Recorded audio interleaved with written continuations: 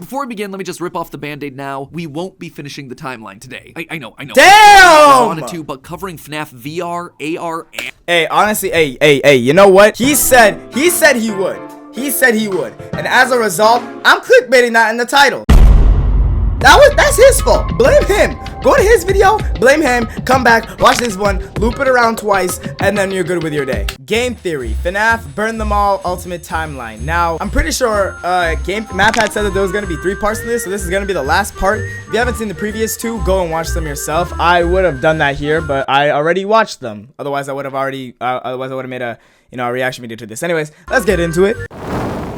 Hello, Internet! Welcome to Game Theory! Yes, sir, yes, sir. Yo, can I just say, bruh? It was either this or Hell of a Boss Season 2, Episode 3. And if you've seen Hell of a Boss Season 2, Episode 3, I was not about to release that. I literally was thinking of making a warning. I made a warning in the recording halfway through because I was like, yo, I genuinely don't think I should upload this, bro. Like, nah, not for my fan base, bro. I'm a Mario hat wearing video game goofy character, bro. I cannot be showing that on my page. 20 of our final FNAF timeline. This is getting ridiculous. Last time we covered William Afton's rise as a serial killer. How the loss of his young son in 1983 caused him to make one fateful promise that would ultimately serve as his driving force for decades. I will put you back together. Fueled by grief and obsession, Afton would lose himself in work and drinks. One night in a fit of rage, he lashes out against I also watched Henry's the previous 2 before I watched this. Murder. This moment becomes the first domino to fall in a long sequence of events that ultimately destroys William's life and the lives of those around him. That one murder gives Afton a taste for blood, resulting in the deaths of 10 more children across 2 different pizzerias. Those children go on to possess animatronics, giving Afton his first exposure to Remnant and the potential solution for bringing his son back to life. The need to learn more about this miraculous power leads him to produce the Funtime animatronics, as well as their capture devices, robots designed to bring kids to him for experimentation and collection of more Remnant. Except there was one thing that he didn't account for: his daughter's curiosity. He made the robots too appealing, and it would cost him Elizabeth's life. Now with 2 children to put back together, Afton was more desperate and crazed than ever, returning to defunct pizzerias to steal the possessed metal still living inside their walls. What he didn't account for, though, were the ghosts, forcing him to pay for the sins of his past. And that's how he got the spring locks, that's how he became bleeding to death behind a secret wall. Gone, but certainly not forgotten, as we're about to see in today's video. Today,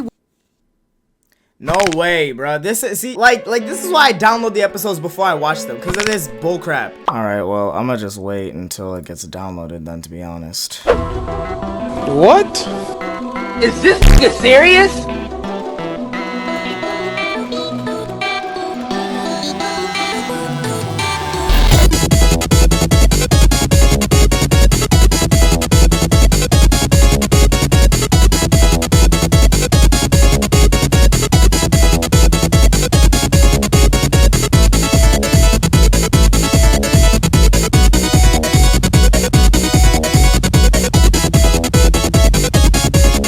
Look at that, bro. I'm actually goated. Look at that full combo, bro. I actually take these. Ain't no way. Right, okay, we're back somewhere. What he didn't account for, though, were the ghosts, forcing him to pay for the sins of his past. When last we left him, William was spring-locked, bleeding to death behind a secret wall. Gone, but certainly not forgotten, as we're about to see in today's video. Today, we're finishing up Chapter 2 of our story, wrapping up the Afton era. Over the next 6 pages, we switch our focus to the other main character of the franchise, Mike. Wrapping up the Afton era? So we're not even done Chapter 2! With tragic consequences. A young man whose life is best described as collateral damage, caught in the blast radius of William's whirlwind of destruction. Now, before we begin, let me just rip off the band-aid now. We won't be finishing the timeline today. I know. Damn! I wanted to, but covering FNAF VR, AR, and... Hey, honestly, hey, you know what? He said he would. He said he would. And as a result, I'm clickbaiting that in the title. That's his fault. Blame him. Go to his video, blame him, come back, watch this one, loop it around twice, and then you're good with your day. And the security breach wound up taking me an additional 9 pages of script. And I've already made you wait long enough for this part, so I just had to make the executive call to break this one up into 2. Don't worry, that part is already written, it is already recorded, it is just in the process of being edited. It is a hefty episode. So mark it on your calendar, that was actually going to be going live on March 25th. It's also going to be a live talk my birthday's soon where we go back there. over everything from the past couple episodes, as well as having ourselves some some very Should I live special stream guests. So overall, that one should be a lot of fun. Fair warning, though, the conclusions we've reached that solve security breach, they are controversial. I feel good about them. I don't care. Think that it's a video game, in on a lot of like, I'm gonna be real with y'all. If you really actually, like, take to heart these things and they personally hurt you, you're goofy. Like, yo. Answers here, but they're gonna raise a lot of discussion. Let's just say that you're either gonna love that episode or hate it. I don't really think there's gonna be much. Anyone who hates it is goofy. Anyway, without any further ado, let's cover a chunk of the timeline that's a lot less controversial. Let's meet Mike. Yes, sir. Yes, sir. Let's meet Mike. William still wasn't back. Weird. Michael knew his father sometimes traveled for work, disappearing for days on end, but usually there was some sort of notice, a phone call, a post-it, something. It's not like Michael and his father were close, far from it. But as a household of two suffering men coping with years of tragedy and loss, there was at least some element of communication between the two of them. They were united by a name and a shared pain. This time though, things felt different. William had left nothing. It's just the two of them in the house right now, right? Because the mom's gone, sister's dead. If there was one thing Michael knew about his father, it was that he had contingencies, safety checks, backup plans. His father was a careful and guarded man. He held his cards close to his chest, and as such, William had prepared him in the event that something like this ever happened. Normally, his father kept his home office locked, but in the event of an unexpected, prolonged absence, Michael had been instructed to enter his father's office and look behind an empty set of shelves mounted in the corner of the room. Rolling his eyes, Michael entered the office. See, this is great for me because I never read the books. So many hours of his days locked up in here. There was just nothing to do. Most of this place was empty. He dragged himself over to the shelf in the corner, expecting to find an emergency contact list, a family safety deposit box. But what he actually found there was completely unexpected. Father, it's me, Michael. I did it. I found it. It was right where you said it would be. The shelf swung open and revealed a giant industrial elevator, one that led straight down into an underground bunker. That's the house? But that was impossible. Hidden inside his childhood home was a secret entrance to an enormous underground science lair? It didn't make any sense. Wait. So my mind is doing a thing right now. Because you play as Michael in sister location, right? Because enters your body, you puke it out, blah, blah, blah, blah, blah. We've been going in through the house this whole time, and it makes sense because look at baby in the poster over there, her eyes are green. So this is after they're dead. Yo! Seriously, it didn't make any sense. And yet, here it was, mapped directly underneath the floor plan of the house that he'd grown up in, lost his brother in, been tortured in. Michael thought that he'd known his father, a prideful, sad, angry man with petty everyday problems, but clearly he'd been living with a stranger this entire time. His father had secrets. Suddenly, the days of William being locked inside of his office made sense. He'd been here the entire time. Where was here, though? Was this Circus Baby's Entertainment and Rentals? The Circus Baby restaurant always that's what I'm trying to figure out now. Where is this place? A failure of his that cut unusually deep, especially after that first location had to be closed prematurely due to the gas leaks. After that day, father really did seem to change, to lose himself even more in his work. Oh, this guy MatPat is really immersed in this character, bro. He just called William father. One that required crawling through vents to navigate. His father had been working here, but in secret. Why? And that's when he found her. At the end of the facility, Circus Baby. His father's pride and joy. He found his daughter. Something was different about her. She wasn't like the others. The way she talked, the stories she told. This wasn't just a robot. She was alive, somehow. And not only was she alive, she also felt familiar. There is something bad inside of me. I'm broken. I can't be fixed. Will you help me? Was this his sister? William's baby girl? Hold on, I'm just having a brain moment right now. That one saying right there, is that where the title for the song I Can't Fix You came from? Yeah. Because it's a sister location song. It is, if you go and check. Like, literally, the thumbnail's baby. But how? Why? What was this place? He dug around some old files and found blueprints outlining the features of these animatronics. Storage containers, voice mimicking, parental tracking. And was that a child in Freddy's stomach? Was his I remember when we found that out in the theories for, like, the first time. All the rumors we were like, that damn. Throughout his past actually true. That the animatronics came to life at night. That there were murders done in all the pizzerias. That his father had somehow been the prime suspect in all of it. Suddenly, Michael's mind flashed back to his persistent nightmares throughout his childhood. Had he been experimented on too? Tears stung in his eyes as anger, fear, and confusion filled his body. His father's secrets were pouring out. William wasn't just a lame, overworked father. He was a monster, toying with life itself. This narration is crazy. He frantically looked around the room, blinking human heads on poles staring back at him. Green eyes, his sister. Blue eyes, his brother. Closed eyes, his mother. All expectantly. These I thought I knew what I was talking about. Wait. Hold on. Do you see this stat right here? You're probably one of these guys right here, and we need to change that because that's just not cool. We can't have this kind of relationship. We need to be together. We need to be a family. So do not forget to hit that subscribe button and like the video right now. I mean, you're obviously enjoying it. That's why you watched this far. Yes, sir. Like and subscribe. Thank you. Trying to make believable humans, literally rebuilding the family that they had both lost. The small little girl robots with their British accents roaming the hallways of this underground facility suddenly took on a whole new context. They had voices. Meant to be his sister? A replacement for her? A clone? Was William building clones of his sister? They seemed to know him, after all, to react to his presence. They were all. I remember if you brighten that image in the FNAF leaks area, it shows something, and I don't remember what. And I want to find that out right now. Yeah. Here it is. Yeah, and then if you brighten up the image, don't hold it against us. Wait, no, could you see that with it? Well, yeah, no, you can see when it was dark. I think I was talking about a different image. Was it this one which has the date? No, I think it was this one I was talking about. Yeah, there you go. And then you see those little ballerinas over there. They were all there. They didn't recognize. I don't recognize these voices at all. They thought I was you. He always did have a bit of a resemblance to his father. Michael's mind reeled as the reality of his world crumbled to dust. No.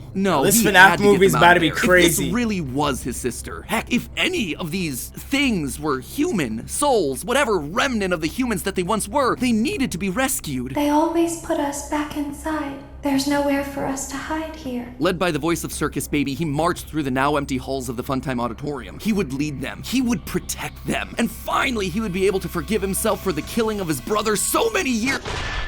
Yep, there you go. You are in the scooping room now. The scooper only hurts for a moment. Scooper, that violent craziest plot twist in the game. Craziest plot twist in the game. Rendering the magical silver metal inside useless. In reality, prior to getting himself spring-locked and put behind the wall, William's methods had become increasingly sophisticated. With a mechanized arm that could infuse new bodies with a soul, William could finally give and take away life. The only thing he needed were the bodies. But William wasn't the only one looking for bodies, as Michael was about to learn. Did y'all see that brightness on Ennard over there? Then we could hide. If we looked like you, then we would have somewhere to go.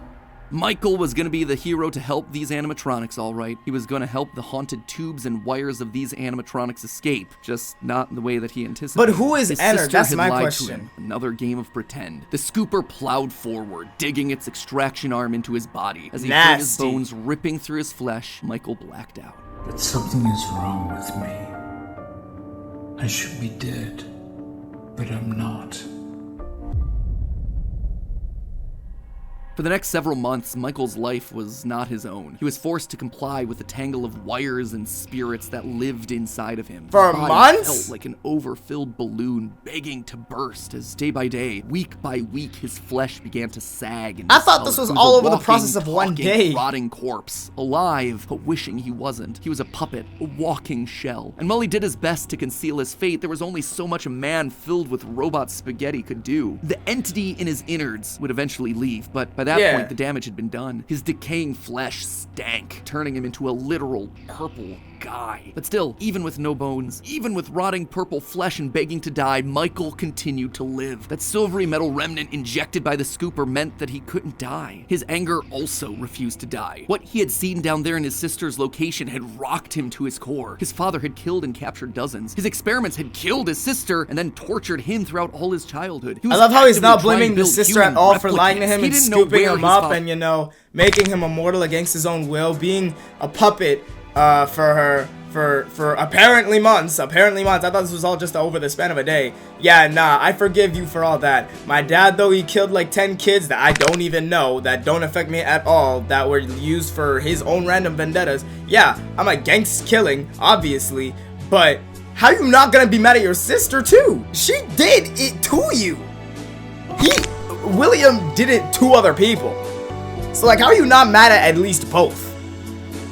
I don't know. Father was, but Michael knew that he was out there somewhere. I've been living in shadows. There is only one thing left for me to do now. I'm going to come find you. Michael had to correct for the sins of his father. He had to make things right. Michael would burn Fazbear Entertainment to the ground. I mean, what else could you do when your skin was permanently purple? Michael's strategy was simple. He would apply for night security guard positions at the old defunct pizzeria locations. That way, no one ever had to see him or smell him during his shift. And all these old, shuttered locations did need guards. Teenage vandals and squatters were always looking to get inside these abandoned buildings, and yet no one ever really wanted to work an overnight graveyard Help shift. needed. Practically out of options. Enter Mike. One by one, he would take on the job of security guard, changing his name each time to ensure that no one was able to follow his paper trail. Once inside, he could tamper with the animatronics and figure out how they worked. So we've been Michael Afton this whole time. Well, there, he would listen to the old tapes where upper management awkwardly welcomed new recruits to their summer jobs, even though he was working there nowhere near the summer months. He heard the gory details of his father's franchise from the outsiders looking in, confused and afraid about what was happening in the walls around them. Sometimes he would see his brother in the form of the Golden Freddy suit. It's me appearing on the walls around him. Except now, there was something else there. He was no longer alone. Another angrier presence was also in the suit, as if two spirits were forced to share the same body. And Golden Freddy would attack him now. It was aggressive. Its vengeance wanted to lash out at anyone with the Afton name, anyone who wore a security guard outfit. Over time, Mike worked his way through the old restaurants, the original pizzeria, the bigger, better Freddy Fazbear's. He spent weeks there looking for clues as to his father's whereabouts, and each time at the end of his week shift, he would then set the location on fire. Remnant can't survive high temperatures after all. So burning away whatever spirit-laden animatronics that still existed inside seemed like a winning strategy. All this revisiting of his past, though, was causing the nightmares to begin again. Hallucinations that brought him back to his childhood. The guilt around killing his brother. His dreams were oddly mixed with the shrill phone calls of the security guards. But it would all be worth it in the end. The goal was to eventually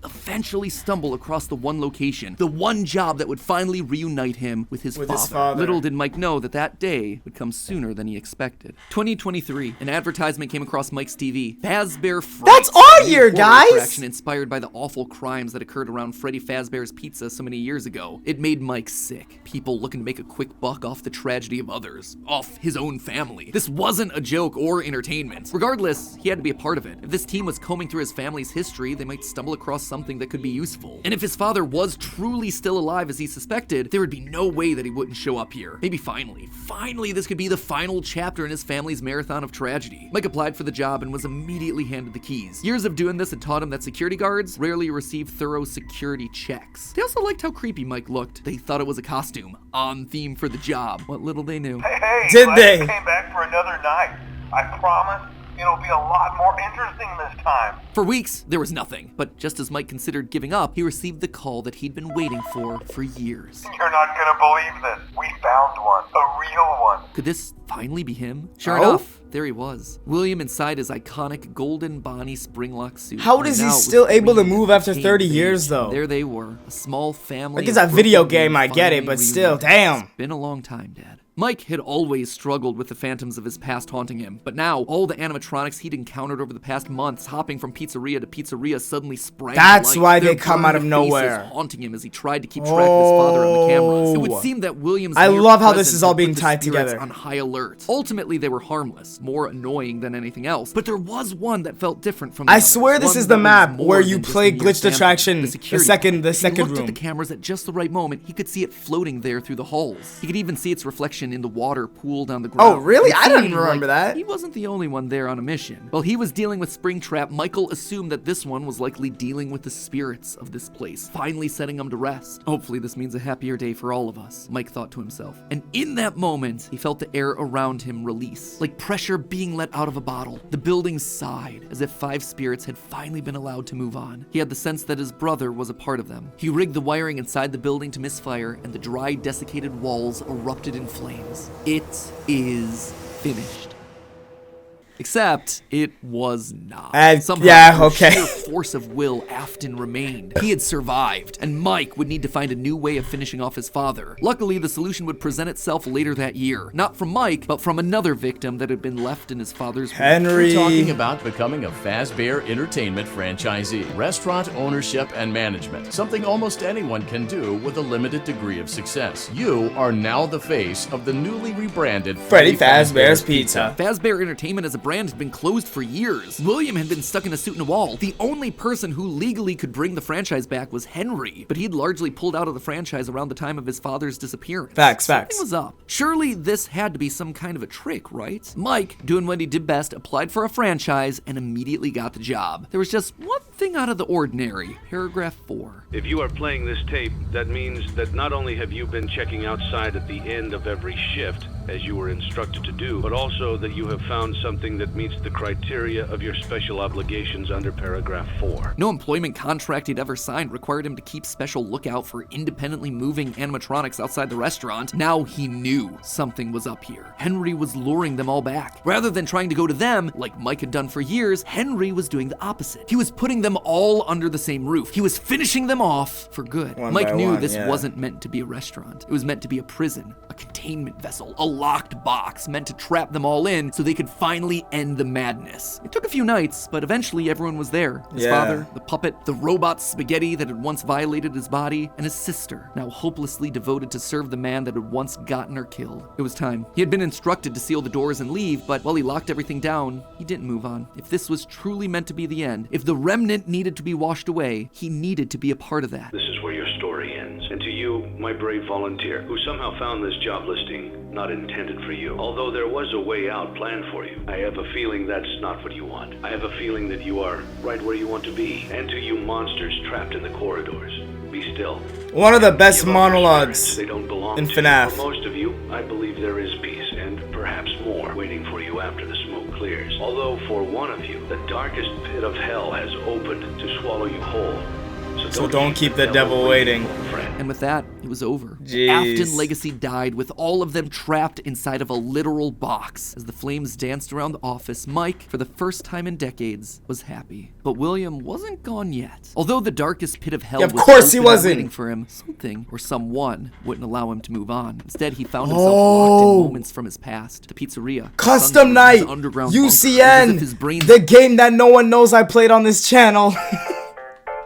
Neurons were all firing at once, overloaded, mixing and matching all his biggest fears, regrets, failures. What was this place? How did he get here? He called out into the silence. Damn!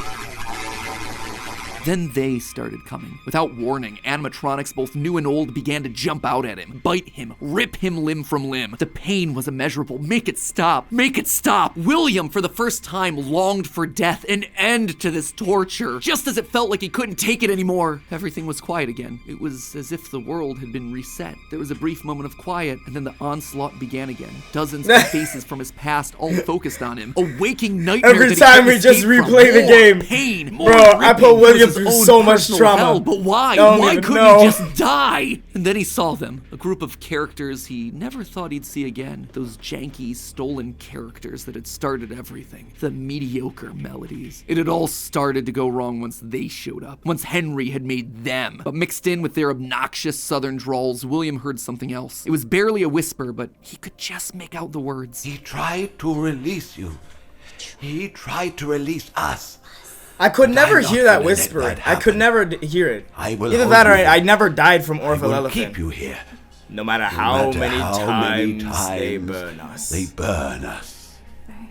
That voice. He knew that voice, but from where? Greetings from the fire, and from the one you should not have killed. The one he shouldn't have killed. William thought back. He'd done a lot of awful things, but there was always the one that stood out. Not Charlie, his drunken act of revenge. Not Susie, his first true murder, no. Instead, it was the one that he had lost control with. The one that he had broken beyond repair for no good reason other than because he could. The one that he'd stuffed inside the golden bear that his partner used to wear. Cassidy. They were back, and now they were trying to punish him. Just because he could. Suffer like he'd made them suffer. It was almost like William and Cassidy's souls had been locked together, fused by a collective rage and spite. Each refused refusing to move on. But while Cassidy was so focused on taking revenge, they actually did the one thing that would be the downfall for so many others. They kept William alive. Even though fire should have destroyed the remnant that was coursing through his being, Cassidy kept William breathing, paving the way for his escape. William's will was so strong, his soul so powerful that he managed to put a part of himself inside the circuitry that housed the spring-locked This dude's hatred drove him to live every other day, inside bro. a single circuit board,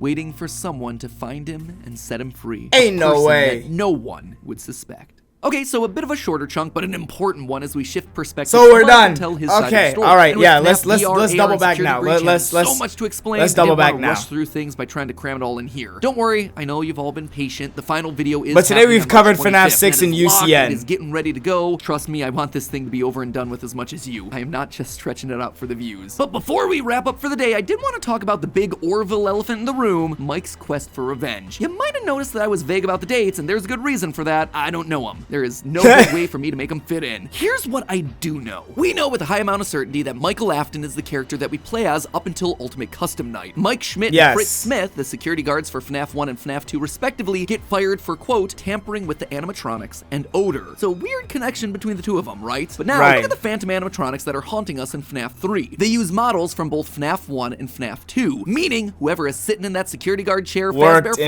have to have seen both locations and their animatronics. Right. And that's not all. Their designs are burnt. It's a weird detail in the game, and it's something that the character encyclopedia repeatedly calls attention to. The burned texture for these phantom animatronics. See, Mappad's just smart like this, Fazbear Frights is the first time in the franchise that we hear about anything burning down. From that point on in the story, it's like the characters turn pyro and are suddenly setting fires left and right. But for the first 3 games, nothing ever catches fire. The animatronics are just moved or repurposed in some way. So when did they burn? And why would our security guards see them? Hold on! Someone has to have been going location to location, setting these places on fire, purging the sins of the past. We know we're definitely playing as Mike and sister location in FNAF 6 based on the in-game dialogue. Right. In FNAF 4, there's an Easter egg where we can hear the phone call from Night 1 of FNAF 1, meaning that whoever's in that bedroom has heard the recording as a security guard.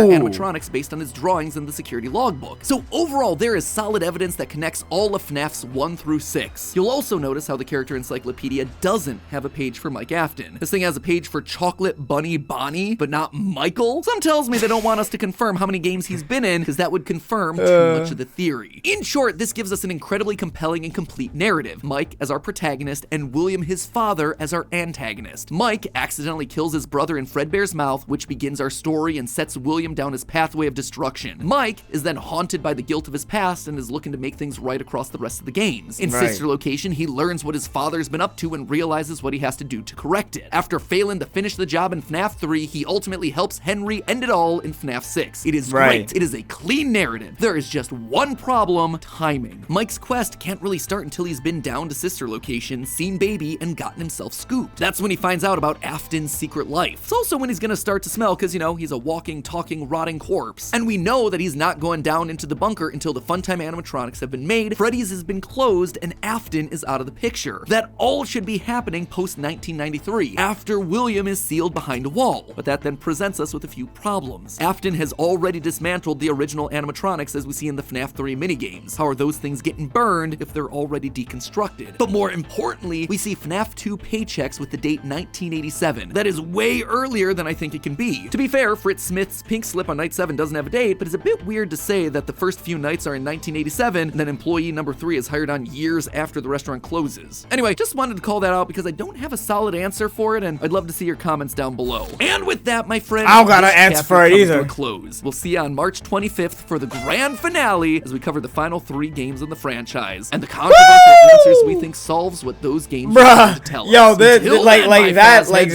connection, that theory with freaking Evan Afton and Gregory being the same person, that pissed off so many people for zero reason, bro. Afton kinda succeeded in being brought back to life. Gotta admit, he's still looking a little bit on the dry, dehydrated Leave my boy side. Mappad alone. I suppose 3 fires and being dead for a decade will tend to do that. Is this his ad? Fortunately, is this his... thanks to today's sponsor, Era. There we go. Alright. That's the end of today's video. But anyways, yeah, like I was saying, bro, like, y'all gotta chill out on these theories, bro. They are just theories, bro.